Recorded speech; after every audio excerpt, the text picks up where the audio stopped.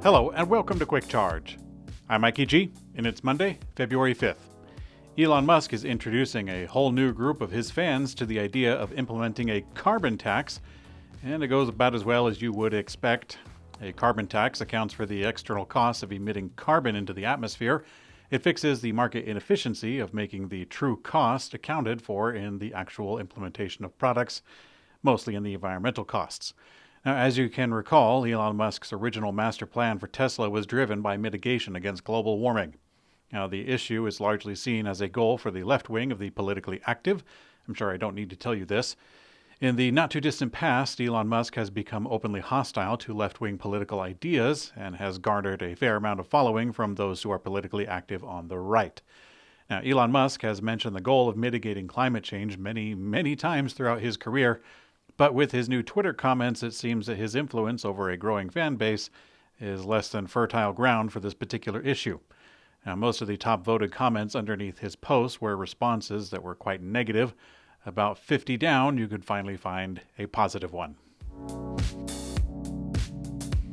Tesla is bringing back the capacity to transfer full self-driving packages and or free supercharging onto a new vehicle.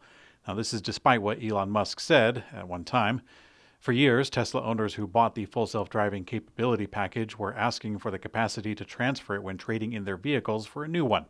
The price has increased over the years, eventually reaching $15,000, of which the software upgrade that promises the realized literal full self-driving capacity would be trapped on the car that it was purchased on.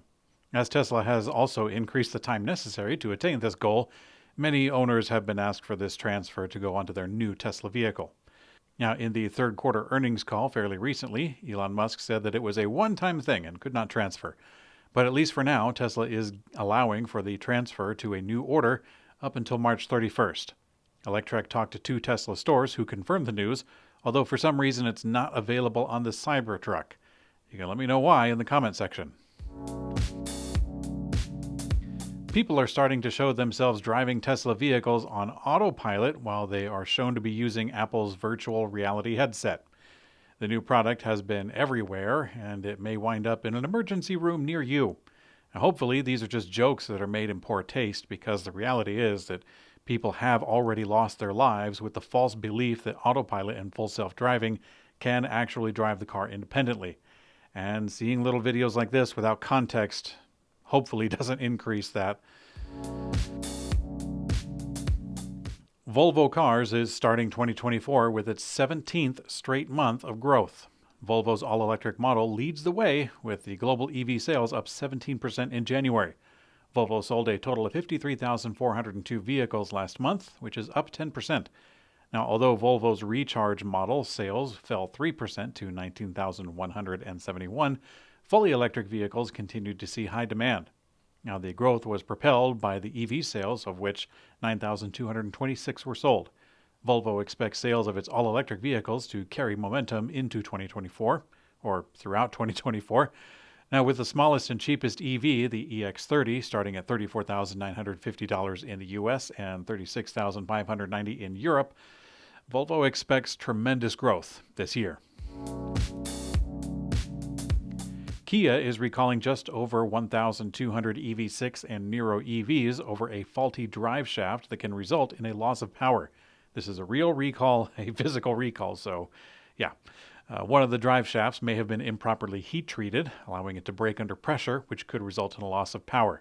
Although no crashes or injuries were found, Kia is recalling the EVs out of caution. Owners are expected to be notified by mail on March 9th. In other Korean news, the Casper, an internal combustion engine vehicle on sale in South Korea, will get a fresh new look in the form of an all-electric city car or mini SUV. It's going to be released in the European market by the end of this year. In a country called France, this model might slip into subsidy qualifications, making the electric car effectively well below 18,000 euros, this according to a publication called Automoto, whatever that means. Now, the new Casper joins a flood of small, cheap electric vehicles landing in Europe, including Renault's electric Twingo and Citroën's EC3. And also, there's new models coming from BYD and SAIC's MG Motors, hailing from China.